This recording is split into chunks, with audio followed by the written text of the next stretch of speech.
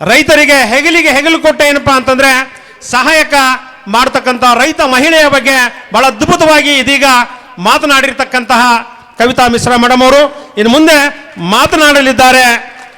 Sushilabai Biradar madam ಅವರು. ಇದು ಹಣ್ಣುಡಿಗೆಯ ಪ್ರಗತಿಪರ ರೈತ ಮಹಿಳೆಯರಿಂದ ಅವರೀರುವರೆಗೆ ಸಿಕ್ಕಿರತಕ್ಕಂತಹ ಆತ್ಮೀಯ ಹೃದಯ ಸ್ಪರ್ಶಿ ಸನ್ಮಾನ ಇದು. ಸುಶೀಲಾಬಾಯಿ ಬಿರಾದಾರ್ ಪ್ರಗತಿಪರ ರೈತ ಮಹಿಳೆ ಗುಂದಗಿಯವರು ಬಹಳ ಅದ್ಭುತವಾಗಿ ಒಬ್ಬ ಯಜಮಾನ ಮಾಡತಕ್ಕಂಥ ಕೆಲಸ ತಾವೇ ಏನಪ್ಪ ಅಂತಂದ್ರೆ ಎಲ್ಲ ಮನೆ ನಿರ್ಮಾಣ ಮಾಡ್ತಾರೆ. ಈಗಾಗಲೇ ಹೇಳಿದ್ರಲ್ಲ, ಹಾಲನ್ನು ಸೈಕಲ್ ಮೋಟ್ರ್ ಮೇಲೆ ತಾವೇ ತಗೊಂಡ್ಕೊಂಡು ಹೋಗ್ತಾರೆ, ಟ್ರ್ಯಾಕ್ಟರ್ ನಡೆಸ್ತಾರೆ, ಜೀಪ್ ನಡೆಸ್ತಾರೆ. ಇನ್ನು ರೈತಾಪಿ ವರ್ಗದ ಏನು ಎಲ್ಲ ಕೆಲಸಗಳು ರೈತ ಮಾಡ್ತಾನಲ್ಲ ಆ ಎಲ್ಲ ಕೆಲಸಗಳನ್ನು ಈ ಬಿರಾದಾರ್ ಮೇಡಮ್ ಅವರು ಮಾಡ್ತಾರೆ. ಅವ್ರ ಬಾಯಿಲಿಂದಲೇ ನಾವೇನಪ್ಪ ಅಂತಂದ್ರೆ ಅದನ್ನು ಕೇಳೋಣ. ನಾನು ಒಬ್ಬ ರೈತನ ಮಗಳು ಅಂತ ಹೇಳಕ್ಕೆ ಹೆಮ್ಮೆನೆ ಪಡ್ತೀನಿ. ನಾನು ರೈತರ ಮಗಳು ಹಾಗೂ ಸಾಕಷ್ಟು ಜನಕ್ಕೆ BP ಶುಗರ್ ಭಾಳಷ್ಟು ಜನಕ್ಕೆ ಬರ್ತದೆ ರೀ. ಅದಕ್ಕಾಗಿ ಶುಗರ್ ಕಡಿಮೆ ಆಗಬೇಕಾದ್ರೆ ಜವಾರಿ ನುಗ್ಗೆ ಗಿಡದ ತಪ್ಪಲ್ರಿ, ಅದು ಸೋಸಿ ಚೆನ್ನಾಗಿ ತೊಳೆದ್ರಿ. ಸೋಸಿ ಚೆನ್ನಾಗಿ ತೊಳೆದು 2 ಗಿಲಾಸ ನೀರನ್ನು ಹಾಕಿ ಅದು ಚೆನ್ನಾಗಿ ಕುದಿಸಿ 1 ಕಪ್ಪನ್ನು ಮಾಡಿ ತೊಗೋಬೇಕು. ಶುಗರ್ ಕಡಿಮೆ ಆಯ್ತು. ವಾರದಾಗ 2 ದಿವಸ ತೊಗೋಬೇಕಾರೆ ಇದು ನಿಮ್ಗೆ ಸಾಧ್ಯ ಆಗಲಿಲ್ಲ ಅಂದ್ರೆ ನುಗ್ಗೆ ಗಿಡದ ತಪ್ಪಲ ಸೋಸಿ ಕುದಿಸಿ ಮಿಕ್ಸರ್ಗೆ ಹಾಕಿರಿ. ಅದು ಚಪಾತಿ ಗೋಧಿ ಹಿಟ್ಟಿನ ಒಳಗೆ ಹಾಕಿ ನಾದಿ ಚಪಾತಿ ಮಾಡಿ ಉಣ್ಬೋದು ರೀ ನುಗ್ಗೆ ಗಿಡದ ತಪ್ಪಲ್ಲ. ಆಮೇಲೆ ಭಾಳಷ್ಟು ಜನಕ್ಕೆ ನಮಗೆ ಮೊಳಕಾಲ ನೋವು ಭಾಳ ಜನಕ್ಕೆ ಅದ ರೀ ಎಲ್ಲರಿಗೆ. ಅದಕ್ಕಾಗಿ ಬೆಂಡೆಕಾಯಿ ವಾರಕ್ಕೆ 1 kg ಉಣ್ಬೋದು ರೀ ನಾವು ಒಬ್ಬರು. ಬೆಂಡೆಕಾಯಿ ಭಾಳ ಮಹತ್ವ ಅದ ನಮಗೆ. ಏನು ಹೇಳ್ತಾಳೆ ಅವರು ಅಂತ ತಿಳ್ಕೊಬೇಡ್ರಿ ನೀವು. ಭಾಳ ಮಹತ್ವ ಇದು ಬೆಂಡೆಕಾಯ್ದು ವಿಷಯ ರೀ. ನಿಮ್ಗೆ ಸಾಧ್ಯ ಆದ್ರೆ 1 ಗಿಲಾಸಿನ ಒಳಗೆ 2 ಬೆಂಡೆಕಾಯಿ 1 ಬೆಂಡೆಕಾಯಿ ಒಳಗೆ 4 ಭಾಗ ಮಾಡಿ ನೆನೆ ಇಟ್ಟು ಬೆಳಗ್ಗೆ ಮುಂಜಾನೆ ಕುಡಿಬೋದು. ಅದು ಮೊಳಕಾಲ ನೋವು ಕಡಿಮೆ ಆಗ್ತದೆ. ಇದು ಒಂದೇ ದಿನ ಪ್ರಯೋಗ ಅದ. ಸತಾ ನನ್ನ ಗಂಡಗೆ ಪ್ರಯೋಗ ಮಾಡೋದು. ಮೊಳಕಾಲ ಭಾಳಷ್ಟು ಬ್ಯಾನಿಗೆ ಆಪ್ರೇಷನ್ ಮಾಡತ್ ಹೇಳಿದ್ರು. ಆಪ್ರೇಷನ್ ನಾವು ಮಾಡಿಲ್ಲ. ನಮ್ಮ ಗುಂದಿ ಗ್ರಾಮ ಗುರುಪಾದಪ್ಪನ ಗುಡಿ ಒಳಗೆ ಪುರಾಣದಾಗ ಹೇಳಿದ್ರು ಬೆಂಡೆಕಾಯಿ ನೆನೆ ಇಟ್ಟು ಬೆಳಗ್ಗೆ ಕುಡಿರತ್ ಹೇಳಿಕೆ. ಆಮೇಲೆ ನಾವು ಬೆಂಡೆಕಾಯಿ ಬೆಳಗ್ಗೆ ಸಾಯಂಕಾಲ ನೆನೆ ಇಟ್ಟು ಬೆಳಗ್ಗೆ ಕುಡಿದ್ರು. ವಾರಕ್ಕೆ 1 kg ಬೆಂಡೆಕಾಯಿ ಉಣ್ತಾರ ಅವ್ರು. ಮೊಳಕಾಲು ನೋವು ಅಷ್ಟು ಕಡಿಮೆ ಅದಾವ. ಹಾಗಾಗಿ ಎಲ್ಲರಿಗೆ ಹೇಳ್ತಾವೆ ಹೊಲ್ದಾಗ ನೀವು ತಿಪ್ಪಿ ಕಾತ ಹಾಕಿ ಬೆಳೆದು ಉಂಡು ನೋಡ್ರಿ ಹೆಂಗಿರ್ತದೆ. ಕೊಂಡ ತೊಗೊಳಕ್ಕಿಂತ ಮೊದಲು ಹೊಲ್ದಾಗ ಬೆಳೆದು ಉಂಡ್ರಿ ನೀವು ಬೆಂಡೆಕಾಯಿ. ಆಮೇಲೆ ಭಾಳಷ್ಟು ಜನಕ್ಕೆ ವೇಟ್ ಜಾಸ್ತಿ ಇರ್ತದೆ ರೀ. ವೇಟ್ ಕಡಿಮೆ ಆಗ್ಬೇಕಾದ್ರೆ ಬೆಳಿಗ್ಗೆ 1 ಗಿಲಾಸ್ ಮಜ್ಜಿಗೆ, ಮಧ್ಯಾಹ್ನ 1 ಗಿಲಾಸ್ ಮಜ್ಜಿಗೆ, ಸಾಯಂಕಾಲ 1 ಗಿಲಾಸ್ ಮಜ್ಜಿಗೆ ಕುಡಿಬೇಕ್ರಿ. ಯಾಕಪ್ಪ ಅಂದ್ರೆ ವೇಟ್ ಭಾಳಷ್ಟು ಜನಕ್ಕೆ ಏರಾಕತ್ತದ. ನಾವು ತುಪ್ಪ ಹಾಲು ಮೊಸರು ಉಣ್ತಾವ್ರಿ, ವೇಟ್ ನಾವು ಯಾಕೆ ಕಡಿಮೆ ಮಾಡ್ಕೋತಿಲ್ಲ. ಅದು ಮಜ್ಜಿಗೆ ಒಳಗೆ ತಾಕತ್ತು ಇರಂದೇ ಬೇರೆ ಅದು. ಯಾಕಂದ್ರೆ ಕೀಟನಾಶಕಗಳು ಎಲ್ಲ ಹೊರಗೆ ಹಾಕ್ತದ್ರೆ. ಅದು ಮಜ್ಜಿಗೆ ಕುಡಿದ್ರೆ ಹಳಸು ಹೊಟ್ಟಿಗೆ ಇಲ್ಲಿ 1 ಗಿಲಾಸ್ ಮಜ್ಜಿಗೆ ಕೊಡ್ರಿ, ಮಧ್ಯಾಹ್ನದಾಗ 1 ಗಿಲಾಸ, ಸಾಯಂಕಾಲ 1 ಗಿಲಾಸ್ ಮಜ್ಜಿಗೆ ಕೊಡ್ರಿ. ಅದು ನಾನು ಸ್ವತಃ ನಮ್ಮ ಮನೆಯೊಳಗೆ ನನ್ನ ಗಂಡಗೆ ಪ್ರೇಮದು 96 ವೇಟ್ ಇದ್ದುದ್ರಿ. ಈಗ 90 ಆಗ್ಯದ. 4 ತಿಂಗಳಾಯ್ತದ ಪ್ರಯೋಗ. ಸ್ವತಃ ನಮ್ಮ ಮನೆಯೊಳಗೆ ಮಾಡಿದ್ರಿ. ಅದು ಈಗ 6 kg ಇಳ್ದದ ರೀ. ಆಮೇಲೆ ರೈತರಿಗೆ ಒಂದು ಮಾತನ್ನು ಹೇಳಕ್ಕೆ ಇಷ್ಟಪಡ್ತೀನಿ ನಾನು. ಕಬ್ಬು ಎಷ್ಟು ಜನಕ್ಕೆ ಅದ ರೀ ಅಷ್ಟೇ ಕಬ್ಬಿನ ರೌದಿ ಸುಡಾಕೆ ಹೋಗ್ಬೇಡ್ರಿ. ಯಾಕಪ್ಪ ಅಂದ್ರೆ ರೌದಿ ಇಟ್ಟರದಿಂದ ನಮಗೆ 2 ಇಂಚ್ ನೀರು ಇರಲ್ಲಕ್ಕ ರೀ. 2 ಇಂಚ್ ನೀರು ರೌದಿ ಒಟ್ಟು ಒಣಗಿಸಿ ಚೆಂದಾಗಿ ಕತ್ತರಿಸ್ಕೆ ಸಾಲು ಬಿಟ್ಟು ಸಾಲು ಎತ್ತಾಕದ ರೀ. ಸಾಲು ಬಿಟ್ಟು ಸಾಲು ಎತ್ತಾಕಿರಿ. ಅದಕ್ಕೆ ನಮ್ಗೆ ಭಾಳ ಉಪಯೋಗ ಅದ ರೀ ರೌದಿ ಇಟ್ಟರದಿಂದ. ಏನಪ್ಪ ಅಂದ್ರೆ ನಮ್ಗೆ ತ್ಯಾವಸ್ ಕಡಿಮೆ ಇದ್ದರೂ ನಡೀತದ ರೀ. ಆಮೇಲೆ ನಾವು ಖಾತಾನು ತಯಾರಾಗ್ತದೆ ರೀ. ಹುಲ್ಲು ಕಡಿಮೆ ಹೇಳ್ತದೆ ರೀ. ನಮ್ಗೆ ಖಾತಾನು ಆದ ಬಳಿಕ ಎರಿಹುಳ ಆಯ್ತು ಅಂದ್ರೆ ನಮ್ಗೆ ಇಳುವರಿ ಹೆಚ್ಚು ಬರ್ತದೆ ರೀ. ಕಬ್ಬರಿ ಹ್ಯಾಂಗೆ ಇಳುವರಿ ಹೆಚ್ಚು ಬರ್ತದೆ ರೀ. ನಂದು 30 ಎಕರೆ ಹೊಲ ಅದ ರೀ. 30 ಎಕರೆ ಎಲ್ಲ ಕಬ್ಬು ಅದ ರೀ. 1 ಹೊಲನೂ ರೌದಿ ಸುಡಂಗಿಲ್ಲ ರೀ. ನಾನು ಸ್ವತಃ ಒಟ್ಟು ಸಾಲು ಬಿಡ್ಸ ರೌದಿ ಕತ್ತರಿಸಿ ಸಾಲು ಬಿಡು ಸಾಲು ಎತ್ತಾಕಿರಿ. ಅದಕ್ಕೆ ಎಣ್ಣೆ ಹೊಡ್ಯಂಗಿಲ್ಲ, ಏನು ಹೊಡ್ಯಂಗಿಲ್ಲ ರೀ. ಅದು ಎಕರೆಕ್ಕೆ 65 ಟನ್ ಕಬ್ಬು ತೆಗ್ದೀನಿ ರೀ. ಎಕರೆಕ್ಕೆ 65 ಟನ್ ಕಬ್ಬು ತೆಗ್ದೀನಿ ರೀ. ಯಾಕಂದ್ರೆ ನಾವು ಸಾಲಿ ಕಲ್ತಿಲ್ಲ ರೀ. ನಾವು ರೈತ. ನಾನು ಹುಟ್ಟುದು ಮನಿನೂ ಒಕ್ಕಲ್ತಾನ ರೈತರ ಮನೆತನ, ಕೊಟ್ಟುದು ರೈತರ ಮನೆತನ ರೀ. ನಾನು ಹೊಲದಲ್ಲಿ ಅಷ್ಟು ಕೆಲಸ ಮಾಡೀನಿ. ನಮ್ಮ ಮನೆಯವರಿಗೆ ಕಾಲು ನೋವಿದ್ದು ರೀ. ಅದಕ್ಕಾಗಿ ಅವರಿಗೆ ಬಿಡಿಸಿ ಒಟ್ಟು ಕೆಲಸ ನಾನೇ ಮಾಡ್ತೀನಿ. ಹೊಲದಲ್ಲಿ ಟ್ರಾಕ್ಟರ್ ಹೊಡಿತೀನಿ, ನೇಗಲ್ ಹೊಡಿತೀನಿ, ಬುಲಾರ್ ಹೊಡಿತೀನಿ, ಬೈಕ್ ಹೊಡಿತೀನಿ. ಸಾಧ್ಯ ಆದ್ರೆ ಕಬ್ಬಿನ ಗಾಡಿನೂ ಜಗತೀನಿ ರೀ.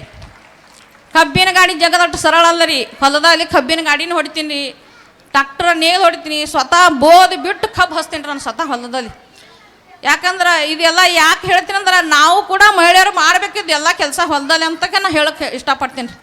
ಭಾಳಷ್ಟು ಜನಕ್ಕೆ ರೀ ಗೋರ್ಮೆಂಟ್ ನೌಕರಿ ಇದ್ದಾಗ ತಿಂಗಳ ಸಂಬಳ ಬರ್ತದೆ. ನಮ್ಮ ರೈತರಿಗೆ ಬರಂಗಿಲ್ಲ ರೀ. ಅದಕ್ಕಾಗಿ ನಮ್ದು 1/2 ಎಕರೆ ಇರಲ್ಲಕ್ಕ, 1 ಎಕರೆ ಹೊಲ ಇರಂಗಿಲ್ಲಕ್ಕ ರೀ. ನಾವು ಗಿಡ ಗಂಪಿ 12 ತಿಂಗಳು ತಿನ್ನೋಂಥ ಹಣ್ಣುಗಳು ನಮ್ಮ ಹೊಲದಾಗ ಹಚ್ಬೇಕಂತ ಹೇಳಕ್ಕೆ ಇಷ್ಟಪಡ್ತೀನಿ.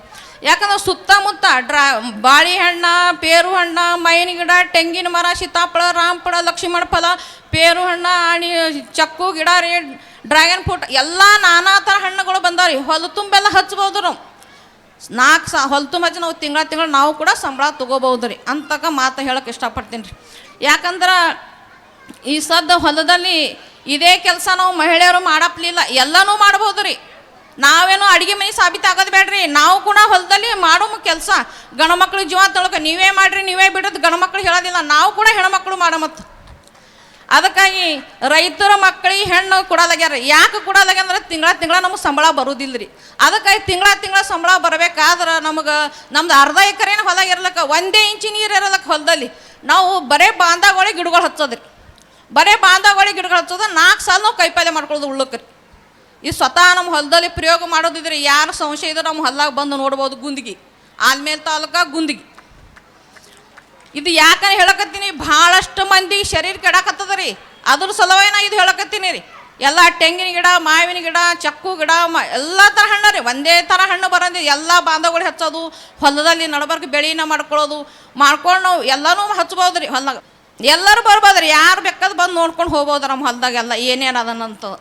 ನಾನು ಹೊಲದಾಗ ಹಚ್ಚೋಂತಕ್ಕ ಗಿಡಗಳು ರೀ, ಡ್ರ್ಯಾಗನ್ ಫ್ರೂಟ್, ಸೀತಾಫಲ, ರಾಮಫಲ, ಚಕ್ಕು ಗಿಡ, ಮತ್ತೊಂದು ಮಾವಿನ ಗಿಡ, ತೆಂಗಿನ ಗಿಡ, ಬಾಲಾನಿಗರ್, ಸೀತಾಫಲ ಗಿಡ, ಆ್ಯಪಲ್ ಗಿಡ, ಹಲಸಿನ ಗಿಡ, ನೀಲ ಹಣ್ಣು ಗಿಡ ಎಲ್ಲ 12 ತಿಂಗಳು ತಿನ್ನೋಂಥ ಹಣ್ಣು ನನ್ನ ಹೊಲದಲ್ಲಿ ಅವ.